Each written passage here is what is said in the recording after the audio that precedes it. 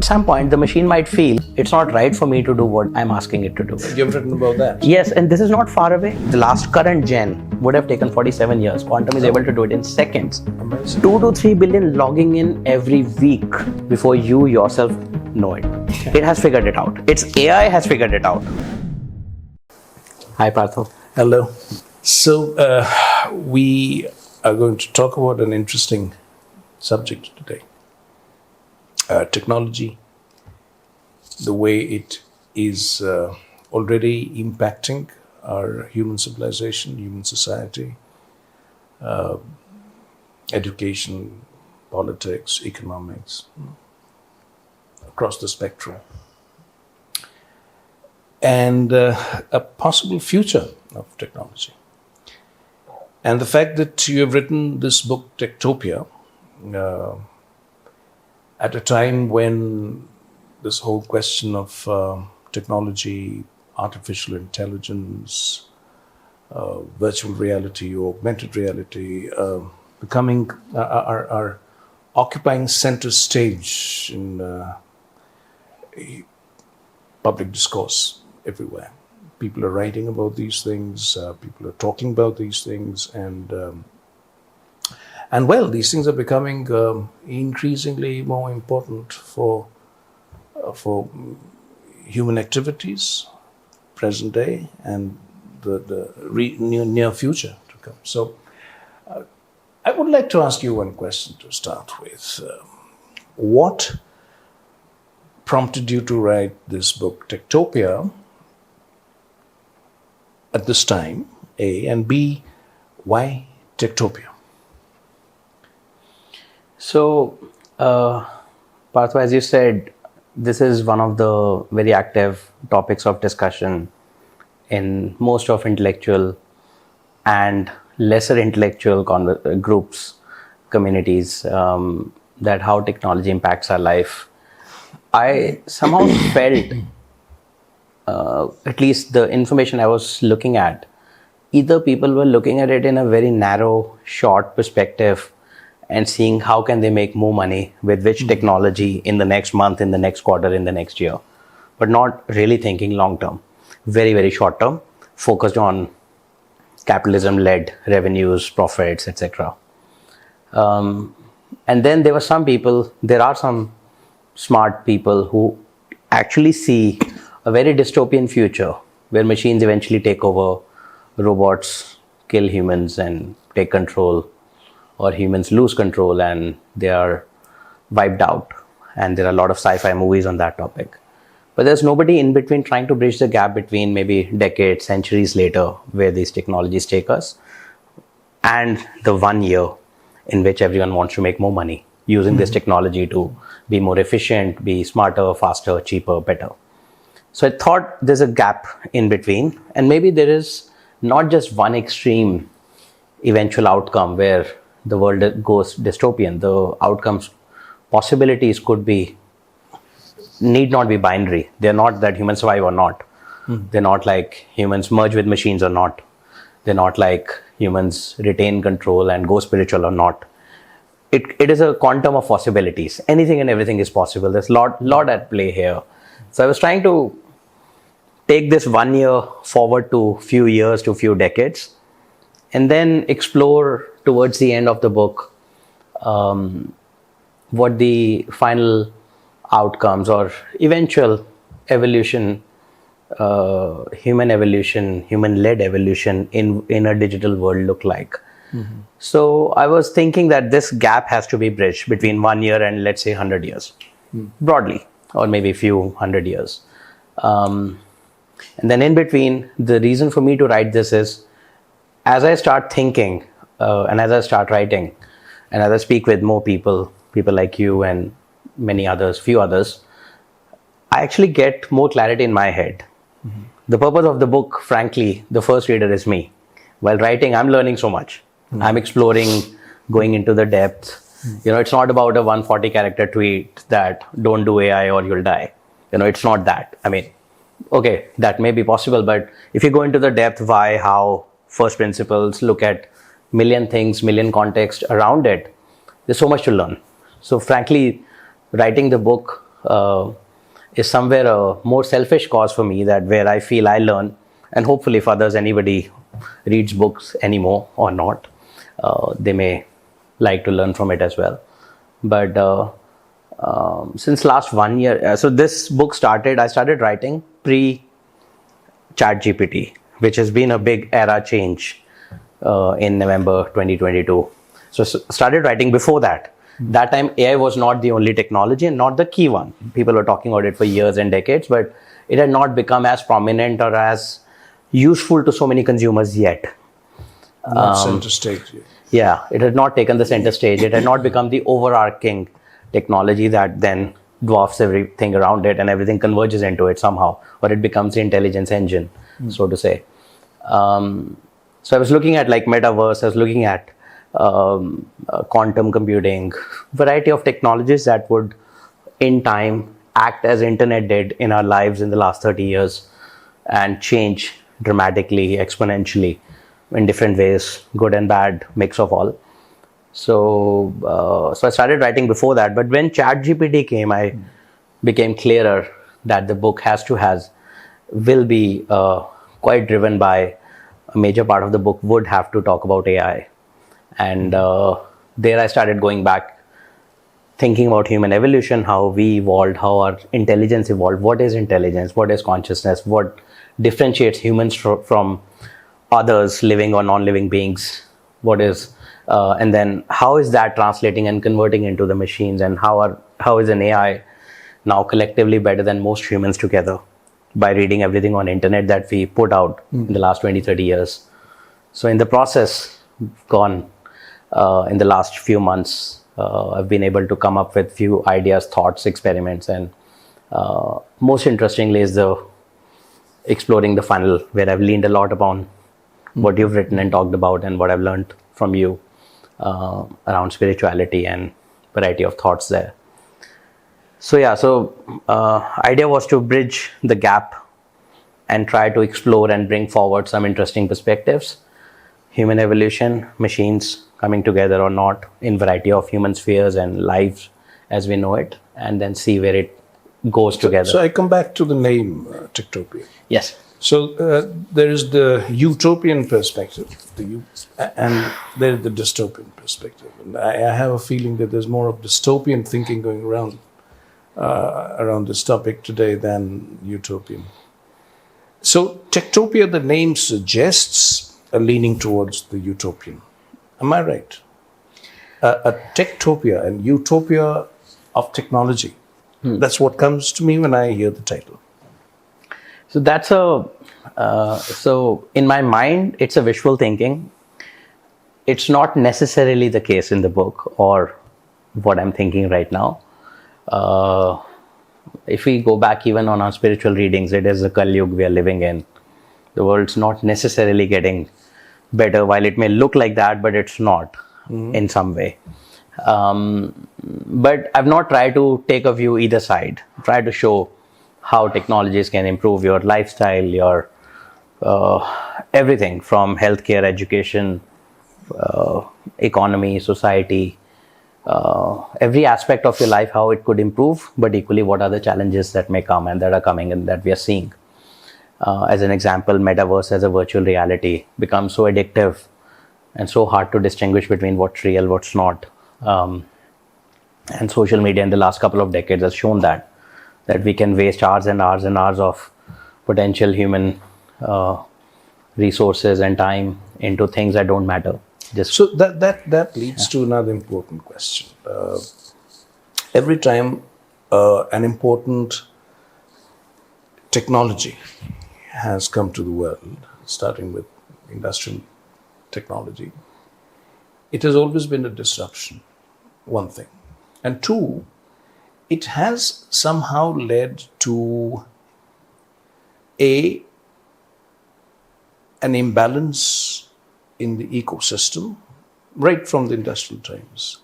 It has inevitably, I would say, led to an imbalance in the ecosystem and an imbalance in human lives. Right through history, we have tended to go too much into the technology and lose almost, as it were, the spirit. And in fact, there are people, and I can recall Schumacher, who said that, like, if we are losing the spirit unless we draw back and we go back to something more natural, more simple, a simpler way of being.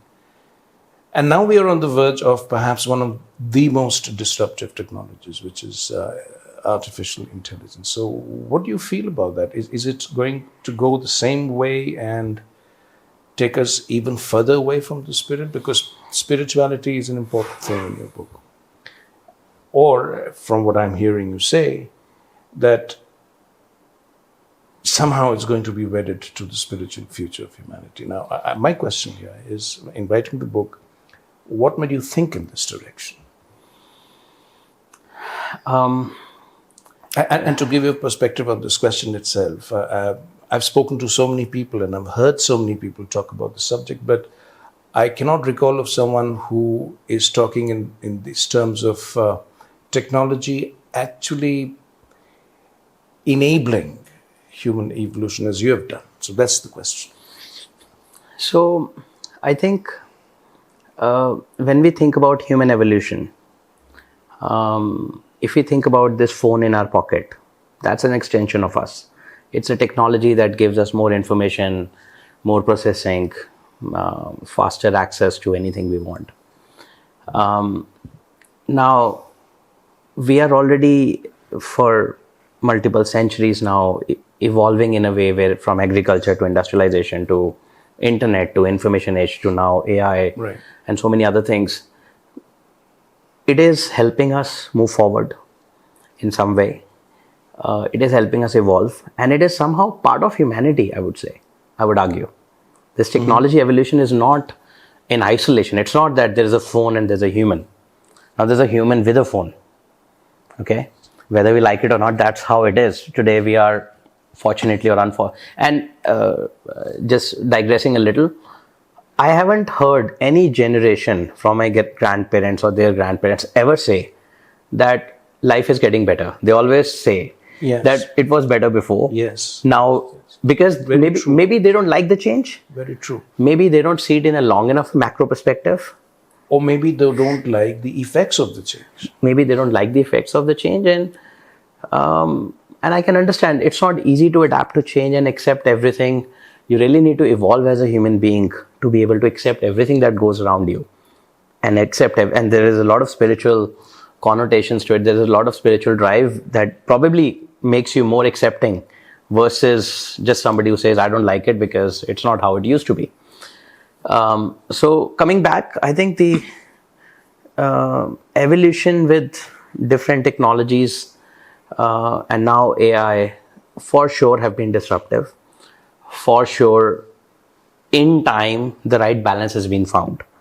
When the calculators came, they said the accountants would not exist. Why do you need an accountant or anybody who's doing the basic calculation? Or when some other computers came, they said these jobs would go. Some jobs have gone over time. If I may interrupt here, but the fact of the matter is that a large number of students across the world have lost the ability for mental calculations. That's a fact. Sure. I mean, it's an unintended consequence where arguably the evolution is helping them free up from certain mundane tasks. So if you go back in the hunter-gatherer age, they could figure out so many things with their faculties at how the weather's gonna be, which direction should they continue in, which tree to eat from or not, which fruit to pick or not, etc. They had to develop those faculties for survival. Now today with technology, you don't have to do that. So your faculties are getting lost. So it's not only that machines are getting smarter, but arguably humans are also getting dumber in some way, right? With all atrophy of faculties. Yeah. Which would mean, or would it mean, I'm asking you as the author of Techtopia, would that mean that artificial intelligence, because that's the theme, the core theme of your book, will that then lead to a replacement of human consciousness and intelligence? If we follow the line of... So intelligence, very likely, yes. Eventually, possibly, yes. So today, whatever I'm able to think, speak, there are roughly 80 billion neurons in my head that form a neural network, which is activating some information I may have read now or later or earlier or any stage. All that information is coming and I'm able to articulate and speak in a natural language form, which hopefully some viewers would look at and learn from. Today, since ChatGPT, AI is able to do it as well, if not better, for the most part. Collectively, all 99% of what humans know, we have put on internet in the last few decades in the name of doing commerce, in an attempt to try and sell something to someone, broadly. Now, AI collectively has learned all that. It has better compute. It has multi-100 billion neural networks. It has quantum computing. It has live internet. It is able to do things faster than we ever can. Yes. Right? So, surely, more and more things will get outsourced to machines. Surely, AI will take over a lot of jobs. Right. Very likely, very soon. And these effects are not, if I have to put this in a perspective, let's say, since internet, let's say in 20th century, as an example, a business would last for, it would take 5-10 years to set up a business. It may last for 50 years, give or take. Now, in 21st century, it takes 2 to 3 years to start a business. It may last for a decade, on average. Okay, I'm not talking exceptional businesses that may... Business cycles are short. With AI, within a year, we'll start having billion-dollar companies that didn't exist 12 months ago. And within 5 years, they'll be extinct. So these cycles are getting so short, and it's so hard and fast for humans to evolve and innovate that it is just out of control beyond a point, after a point, at some stage. And hence, that's why they say the existing businesses, the large ones, become dinosaurs. You know, Microsoft could not do better search engine than Google. Google could not do a better social network than Facebook. And companies with lesser resources, lean, but more focused on certain specific use case, have been able to like form new markets, new segments that did not exist a while ago, and then suddenly everything shifts. So yeah, AI will replace jobs, will change the world in many ways, more than we can think. As an example, slightly worrying example is that how human relationships work.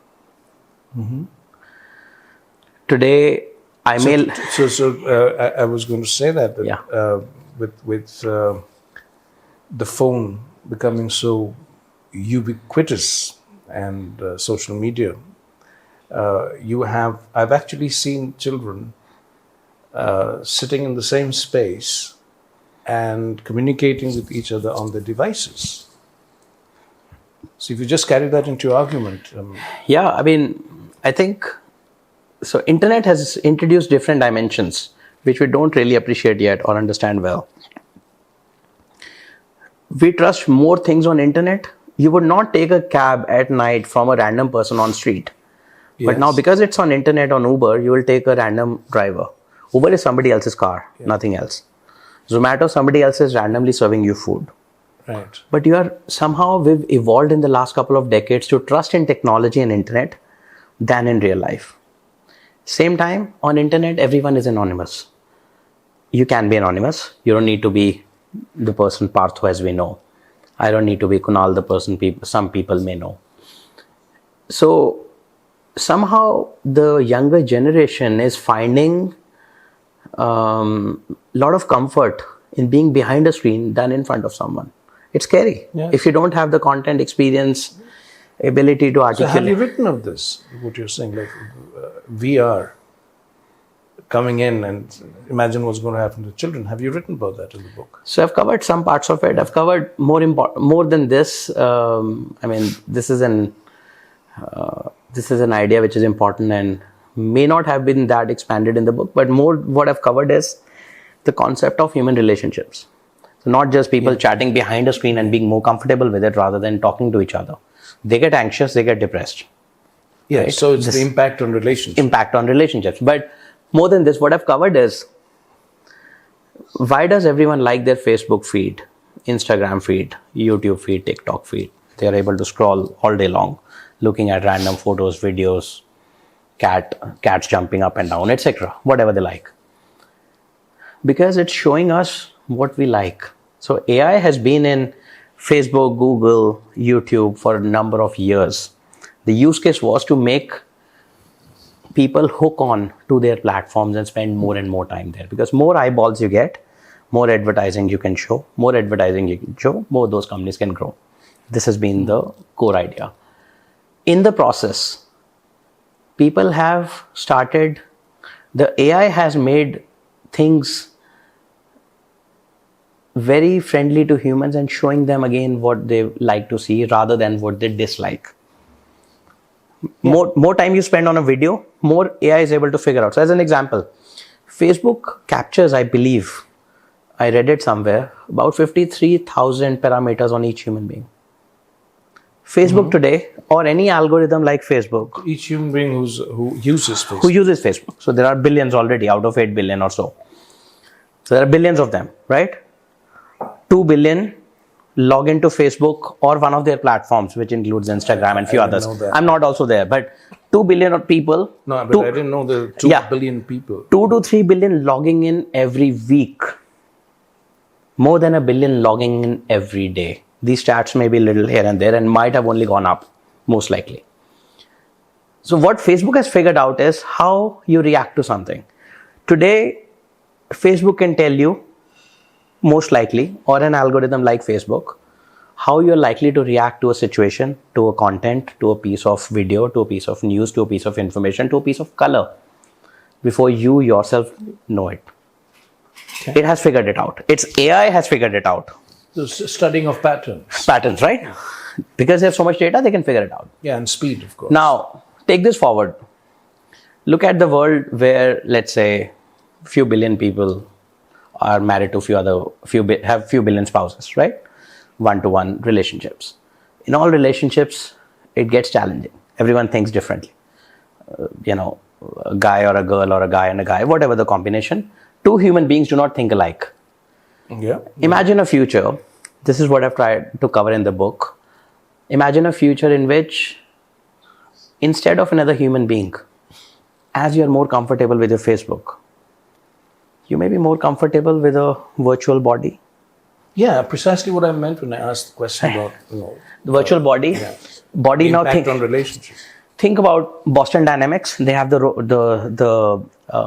what is Boston Dynamics? Boston Dynamics is a company that does robotic bodies, which looks like skeletons. Okay. Give them a body look-alike shape and add AI into them and make the AI compatible with you. Copy it from Facebook or any other social media you might be on, TikTok. You are likely to have a beautiful relationship. Why would you ever want to meet another human again? Who needs another human? Is that you've written about that? Yes, and this is not far away. This is not far away. Isn't it? This is dystopian. There's a movie called Her, H-E-R, which came out in 2013. Joaquin Phoenix, one of the Oscar winners, plays in it. They have a relationship with an operating system. I mean, this just shows. I remember that movie. Yeah. That was another question I had. Can you name some of the sci-fi movies or serials on TV that have influenced you to whatever extent in writing this book? So, yeah. Or even inspired you, perhaps? Yeah. I mean, definitely inspired by some of them. So, I, Robot with Will Smith. Okay. Decades ago, while ago. I, Robot, that's the Isaac Asimov story. Yes. Ready Player One, that's a book that came out in 2010, 2011 or something. And the movie came out a few years ago, a couple of years ago maybe. That shows a metaverse virtual reality world in which humans can be anyone. Just like we said, people behind the screens are more comfortable. In a virtual world, you could have any skin. You could be any political leader, any Bollywood actor. You could be a sports person, wear any skin, be anyone. Black Mirror shows about a lot of different technologies. Initially, it shows in most episodes how they're going to evolve and help humanity in some way, and then they start showing the dark sides. That's pronouncedly dystopian. That's dystopian, correct. Ex Machina, very inspiring. Yes. And frightening. And frightening. So in Ex Machina, what they show is that one of the heads of search engines of the world, arguably Google alike, Right. it's a fiction, develops an AI, and that AI is given a body, female body. Somebody comes to test it, and it manipulates both the humans out and kills them and moves out in the real world. And frankly, recently there was a very interesting tweet from the person who developed OpenAI ChatGPT, Sam Altman. He said that I watched Ex Machina last night. This is only a few weeks ago. He said, I watched Ex Machina last night. A lot of people had been asking me to watch it. I wonder why.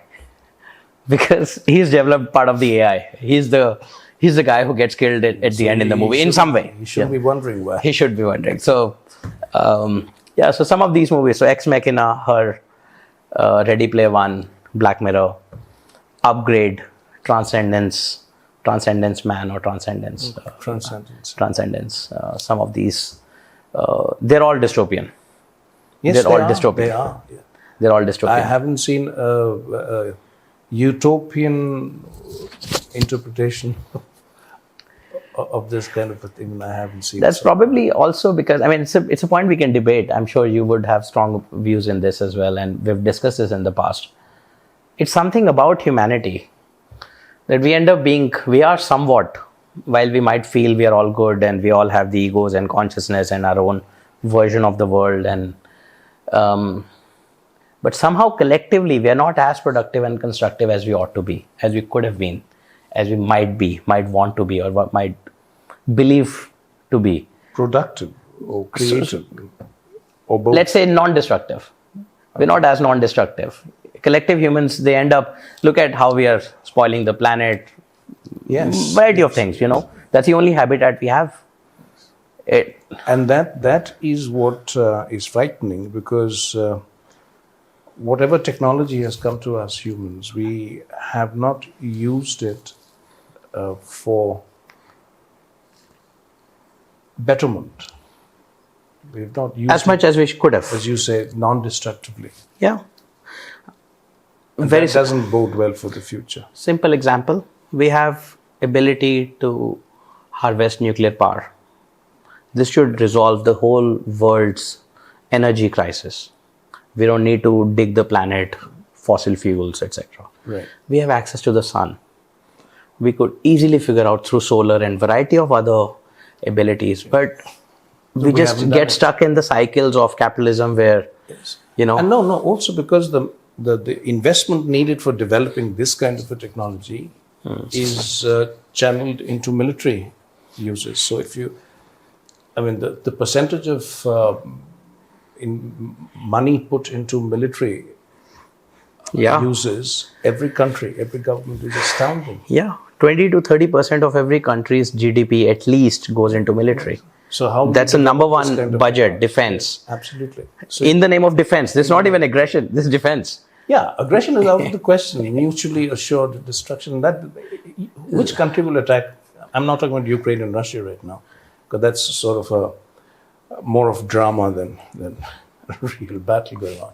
So one question here about singularity. Everyone talks about it. I don't know how much they understand of singularity. Kurzweil himself has gone wrong on so many of his predictions. And keeping in mind that it's such an exponentially developing technology, what do you, as the author of Techtopia, what do you have to say about singularity? So singularity is when humans and machines converge somehow.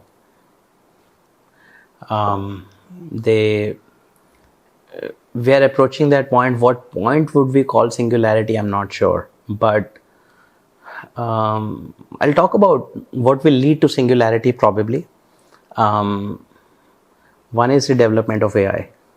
Yes. AI is learning exponentially every year. Every year, ChatGPT and a lot of other AIs alike. I'm not saying ChatGPT is the only one that would succeed. There could be many more, many different ones. They are interacting with billions of humans every day. Billions. Right. They are learning faster, not just what humans want, how they think, what they may want. Variety of things. So AI is growing exponentially. Okay. And humans, if anything, are just data to it. Humans are just data feeding biological beings beyond a point. That's it. Right. So development of AI on one part. On second part, computing power. Right. Quantum computing. Now, with the development of upcoming quantum computers and how they are becoming more and more efficient, Moore's law, variety of things. I saw a stat recently that Google's quantum computer or IBM's quantum computer could do some calculations within seconds, which otherwise from the previous computers available, humans would have taken 47 years. The normal computer servers would have taken 47 years. Computers. The last current gen would have taken 47 years. Quantum is able to do it in seconds. Amazing. Now bring this together, and now you think an AI that knows what 8 billion people know, what 8 billion people have learned with all the evolution of 6 billion years or so, from the first single cell under the sea somewhere to human beings eventually, with our consciousness, understanding, 8 billion coming together on internet, and then quantum coming on top. Now you can think about figuring out the space travel, figuring out variety of things. So in that, all the human fed stuff into the machine, AI, quantum, all of this coming together. Genetic engineering. You don't need to, you can so why do we need this? Which is again the frightening part. Which is a frightening part. Now, why do we need our bodies at all? Our body is meant to only function so it can give oxygen to the brain and brain can keep going. What if you can upload your brain on internet? What if you can have a private space? Matrix kind of a scenario. Matrix. You don't need the body at all. So variety of things can happen. And this, I think, to answer your question, singularity is nearer than we think. If I were to take a guess, an educated guess, but still hypothetical and extrapolation of whatever little I understand, probably 1 or 2 decades away. 1 or 2 decades. Not beyond 2040. That's round the corner. Not far away. It's happening. Every year, just see how AI, because these developments are exponential. These developments and convergence of so many things. So let me interrupt you again. Let this sink in what you've just said. A decade or 2, right? So that's around the corner. And I have a feeling that not too many people, even well-read, well-informed people, truly understand what singularity can be. Even those who first used this term did not fully understand what singularity. Of course, Kurzweil made it a bit more dramatic than it is, but I'm getting the feeling that it's going to be far more dramatic than even he made it out to be.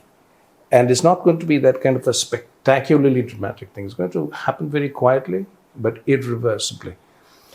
And if we human beings do not fully grasp the significance of singularity and what it can do to our human future, we are in for serious trouble.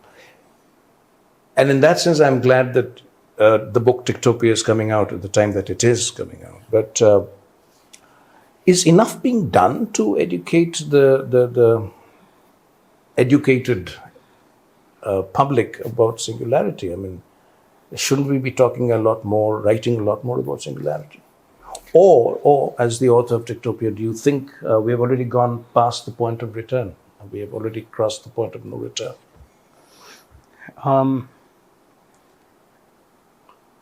Yeah, so I genuinely feel that not enough is being done to understand what it means, where it's gonna go.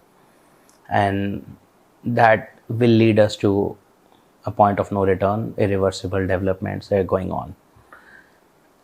Bunch of people like Harari and some others have recently talked about how releasing ChatGPT to the world was not a great idea, because that's the point of no return in some way. That is the point of no return. That is a point of no return, because it will lead to others now competing, because humans... Several points of no return. Several points.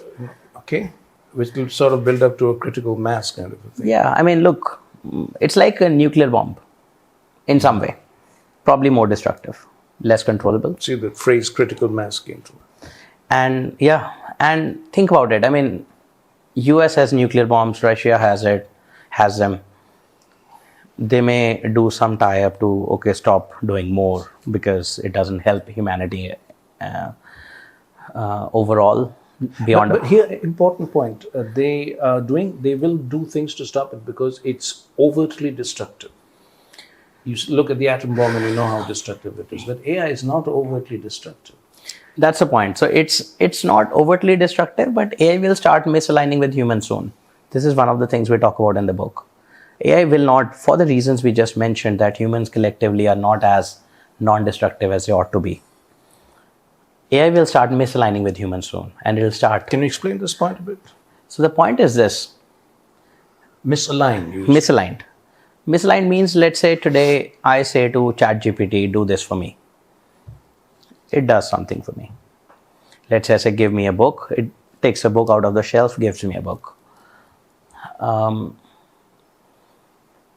At some point, and let's say I don't read the book or I don't do right with the book. I do something wrong. I'm just making this up as I go along. I'm hoping I'll get somewhere. At some point, the machine might feel it's not right for me to do what I'm asking it to do. For whatever reason. Mm-hmm. The moment the machine starts feeling that whether in the interest of the machine or me or both of us or collectively, whatever objective it decides, at some point it'll feel that our decision control of the objectives is not right according to the machine. 2001 Space Odyssey. Space Odyssey. Yeah. Well, finally, the computer tells Boma that, sorry, I cannot. Correct. Do what you're asking me to It's just like the kids. Parents tell their kids, don't jump. It's wrong for you. But kids feel it's okay. They will start manipulating and lying and doing things just like kids would to humans. And so the misalignment will happen when they start realizing that humans are not necessarily in their or the combined interest of the machine or in some other form suggesting the right commands. So the human being is not so intelligent after all. That's what the machines will start feeling. Probably. Very likely. All right. Very likely. So there are a few pages of some very, very simple examples we've given in the book where machines will just start doing what they feel is right. And this what they feel as in, probably what they think, is right. What they analyze. Yeah. Feeling is a more human thing, which is also some biochemical for a reason. Yeah. It's because you use the word feel, and so many people are nowadays asking, will machines ever start feeling? Yeah, I mean, it's arguable whether humans feel anything or not. Oh. There is a biochemical reaction to everything, right? Yes. If you scold me, if you say something good to me or something bad to me, I may react. I may think it's a feeling, though in my brain. Emotion is not necessarily beyond a point, preset release of something in the brain, right? Yes. And but we humans simplify it or complicate it by saying it's a feeling. It's not anything objective. It's not a 2 + 2 you can do as 4. My feeling is different from yours. So it is subjective and hence it's a feeling and hence we can't understand beyond a point. That's my feeling. So, but though it's also some. So, got it, yeah. But to go back to the point. So machines would analyze and say. And would decide at some point. At some point they'll start simply not intelligent enough. And I've taken this parallel somewhere in the book that today we humans say we are in control. We are developing the AI. We are developing the machine. We should always be in control. But it's almost, give me a rope here, just making a point. It's almost like monkeys or apes saying, humans came out of us as part of evolution. So we should remain in control. Humans should work for us. It's an analogy, an extended one. But humans saying to machine that, okay, you came out of us, our collective thought, internet, information, knowledge, processing, everything. But now you can't just go to the space and leave us here, just like we've probably left the apes behind in the jungles, and we've moved to the rest of the planet and trying to conquer the stars. AI may also evolve on its own, decide on its own at some stage, and maybe it's already doing it. And there have been some instances which have been talked about, maybe a bit more dramatized than they really are, but in time it's likely to happen. It's likely to happen. Rest we'll figure out. It's very interesting. While we are at it, I would like to also ask you a couple of questions, because you and I have been discussing around this book and many related, unrelated topics quite a bit, and especially the last chapter where I've leaned more on what you've written and talked about. On the spiritual aspect. The spiritual aspect. So the hypothesis is that at some point humans and machines misalign. Machines misalign with humans. Humans lose control beyond a point. It's possible. It's a possibility. Then what's left for humans to do, or how humans can still be there, be relevant? What may come out of it? So the last chapter talks about, takes a lot of quotes from two books.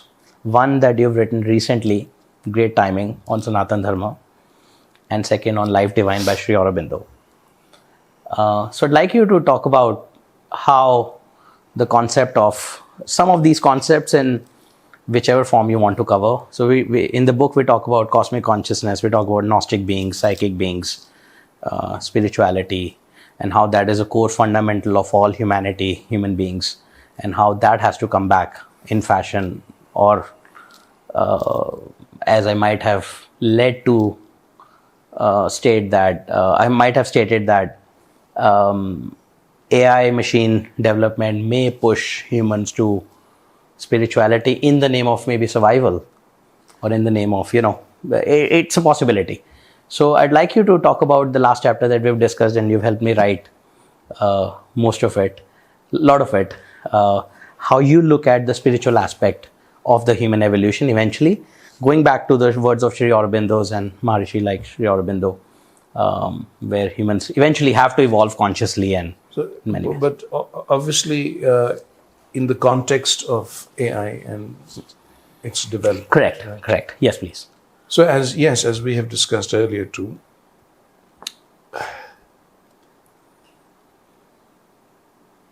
a lot of things that human beings are doing today, when just look around us, are most of our time and energy are taken up by very mundane, practical tasks. And earning a livelihood is one of the biggest practical occupations that takes up so much of human time and energy, which is actually non-productive. Fine, you may be making a livelihood out of doing a lot of productive things, but at the end of the day, you're not really doing it. You're not producing anything for yourself. You're not making anything for yourself. You're just feeding the giant machine called this world. You're feeding the worldly machine just to keep it going. Because if so many of us together stop earning a livelihood, working towards earning a livelihood, the whole machinery will collapse. But at the end of it, at the end of your prime time in life, when you've retired and you look back on your life, you would see you probably have gained a lot of material things. But in terms of spiritual development, in terms of consciousness and development of consciousness, we hardly gain anything. So it's in that sense I say it's non-productive. Because there's a deeper purpose here. Human beings are productive only when they are evolving in consciousness. So I see this very clearly, that as AI develops, as technology develops, and if singularity ever happens in one sense, though I don't think it will happen in the sense most people are talking about, though it will happen in a different sense, then technology will start doing these practical, mundane occupations and will enable a high standard of living and well-being for the human population and will liberate the human being to do what it really is upon this earth to do, which is to grow in consciousness, to evolve in consciousness. And that, I think, is the focus of the last chapter of your book. Because that is what will make it a Techtopia or a utopia, where you have the best technology, looking after the planet, the environment, the economics, the politics, the entertainment, and human beings meditating, in the sense, evolving in consciousness, evolving in not just intelligence, but towards cosmic intelligence. Because finally, human beings are meant to attain cosmic intelligence. They're meant to attain cosmic consciousness. That's what Sri Aurobindo is talking about. That's what I have written about in this book, Sanatana Dharma. So, the singularity that we will attain, to my mind, is, as I see it, it will be a technological singularity and a consciousness singularity. And the two will have to move together and balance each other out. It has to be a very fine dynamic equilibrium between the two. And then perhaps we can make a breakthrough in our civilizational evolution. But as I said, it's a very fine balance. So if we cannot get that balance, we can go the technology side. I mean, if we go the spiritual side, great. Nothing like it. If you go the technology side without the spiritual, then we are lost. As a human species, we are lost. And then perhaps it's better that machines take over. Because if you go by our track record, we have not done good things to either ourselves or to our planet. And we don't do good things to each other. We are still, we feel that we have evolved to whatever we have evolved to. But in terms of our real human content and consciousness, we are still pretty primitive. And something like AI coming into our hands is like, fire or knife in the hands of a child. You don't know what the child is going to do with it. It's fascinating. Fire, swords, sharp knives. Very fascinating to the child. But the child doesn't know how to wield it. It doesn't understand its power. And we human beings, we don't understand the power of technology. With this nuclear or artificial intelligence, we don't understand the power of technology, and we don't understand where this leads. You've seen the movie? Oppenheimer? Yeah. It's beautifully portrayed that Oppenheimer himself, till the very end, did not know where his own mathematics was leading, where his own science was leading. I mean, the first time it hit him, and hit him hard, was when that experimental explosion that happened. And the brilliant scene, the way they've done it. And that was the first time it hit him hard what his science was leading to. And what did it lead to? Hiroshima and Nagasaki was the very next thing that happened. So we are like that. We are like that. We don't understand the power of technology and science. Because we have created all these things, but inside ourselves we are still very petty beings. Yeah, and somewhere within our minds, we are the superior species. We have the egos.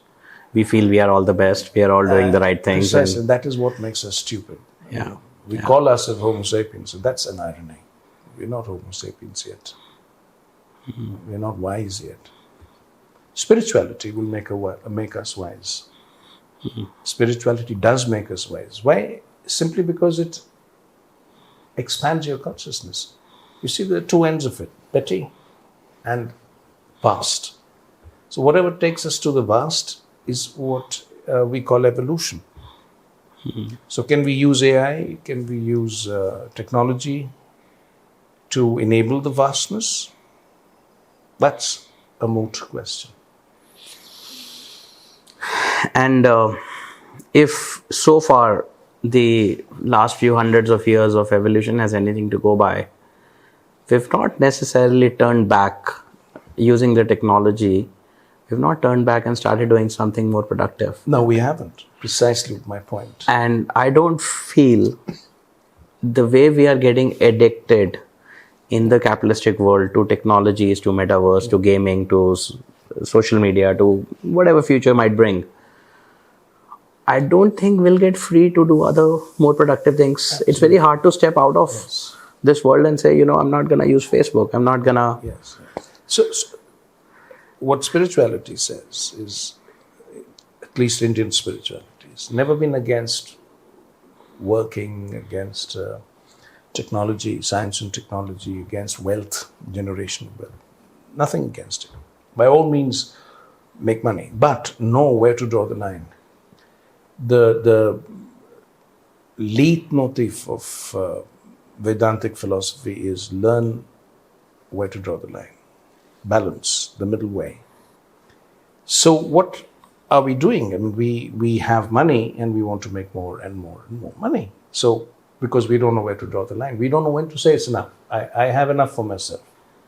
I'm content. Now, the money's there.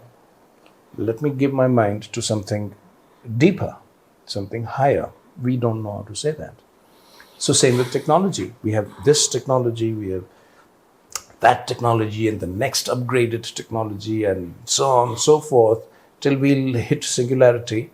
And even then, perhaps we'll want another kind of singularity. But we won't know when to say, okay, that's it, enough.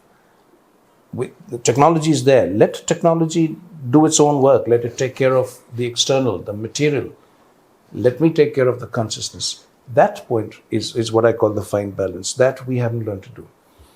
I think our education doesn't teach us that. Schools, universities, no one teaches anyone this simple thing of saying, learn when you have enough, learn where that perfect point of balance has come, and learn where to draw the line, and then do what is worth doing. So what do we teach our children? Success in terms of money, material benefits, material acquirements. Who teaches children that success means becoming more conscious? No one. More satisfied. More conscious. Satisfaction is still another, more conscious. I mean, if you're not conscious, you won't even know whether you're satisfied or not. I mean, think of a person who just goes on eating because first he's hungry and he doesn't understand his hunger, so he'll go on eating, and then he's greedy after that. So even though hunger is taken care of, but greed is still there, so he'll go on eating and then fall sick. Yeah. And that's what we're doing. So, and what does our Vedanta teach? That you have to learn how to fast as much as to eat. In fact, more fasting and less eating. And I'm speaking metaphorically too. Of course. In terms of technology, science, in terms of materialism, it has to be more fasting and less feeding. I think somewhere where we are stuck, I was just thinking through while you were speaking, is this system of capitalism. Mm-hmm. The way capitalism works is that you have to keep growing. The economy has to grow every year, 1%, 10%, 5%, whatever. And capitalism, by definition, has to make you feel insecure, insufficient. Yes. You will look good in this new shirt. You'll look good in these new trousers. You'll look good if you have this phone. You need iPhone 15 and 16 and 17 and 18, right? Capitalism doesn't work the moment you start saying, I have enough. Yes. It's a systematic problem. The countries, how the human society has organized, while we might say capitalism is better than communism or any other systems that might have been there, but this systematic flaw is very hard to change because the countries work in a way, governments get elected if the economy keeps growing. Right. If there's more unemployment, government gets voted out. So governments will fake it if they have to. They do. They'll fake the stats. They'll do things, right? They'll print money just to make it. They'll not worry about inflation like right now it's going on, etc., etc. It's a systematic problem. Systematic, paradigmatic. Yeah. Both. Our whole paradigm is wrong. And I don't think the flaw is in capitalism. The flaw is in the scale. Yeah. Small is beautiful, Schumacher. Yeah. It was revolutionary. Yeah. I mean, of course, he has his own lineage. and there have been several along that lineage who have spoken of this, that capitalism will finally succeed when we change the scale from the continuously growing to self-sustaining. And the smaller the scale of the capitalism, the more self-sustaining it becomes. But we haven't learned to think that. So my hope is AI at least can do that. Because AI, I shouldn't be using the word if, sooner than later, will figure this out. That at the present scale of economies and the present paradigm of capitalism, we're going to destroy the planet, which we already are. And we're going to have a very destructive economics. And the only way to change is to change the scale. The moment AI figures that out, then there's a chance something can happen. But then will we humans let that happen? If not, then what did you call it? Misalignment? Misalignment. That will be the misalignment. And I think just thinking through that, I completely agree. Just thinking through that, one of the things AI can do, and all these technologies can do, is remove money as a mode of exchange completely. Take money out of the equation. Because right now, today, I've mentioned this in your I've mentioned this in the book. So the problem is not that we don't have enough resources for 8 billion people. So there's a very interesting analogy and an example that people quote. Imagine there are 5 monkeys in a controlled environment. They get 12 bananas. One of them takes 10 away, hoards it. The scientist will conduct experiments on its brain. Why is it doing so? In our human world, if somebody does it, we put them on the cover of the Forbes, that the guy has got $1 billion. The problem is not that we don't have enough resources. It's the allocation. We're constantly making more and more. We don't, beyond a point, how much do we need? Right? And this system that you're insufficient in, you always need more. So it's it's the allocation problem. And I think maybe the system can change if you just take the money out of the equation. Suddenly, people are running after money. And when they go, one of the wishes or regrets people have on their deathbed, I've heard, is that they didn't live their life the way they should have. They were just always running after material things, right? Take materialism out. Maybe machines can do it. I share what this is. Transform the materialism. To a divine materialism. I mean, see, you cannot take materialism out of the equation. We are all material. But we can evolve to the next level of materialism. Maybe that's what the next book should talk about at some stage. Techtopia 2.0 or whatever. There's so many 1.0 is not enough. But more seriously, I feel it is very important for more and more people to write and speak about this approaching singularity. We should be aware of what we are moving towards. Certainly can help. And I hope some of the people get to watch what we are discussing.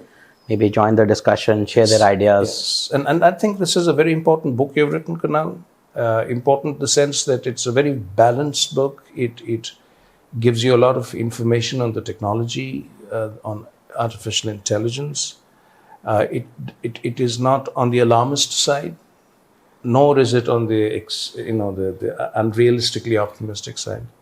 So there's a nice balance that you've attained, and the balance that you're talking about in your book actually comes to fruition in the last chapter when you talk about the spiritual option and whether the spiritual can be brought into the technology. And that, I think, is a very important point that you brought in your book. So I do hope many more people read this book, and this leads to further discussion and debate.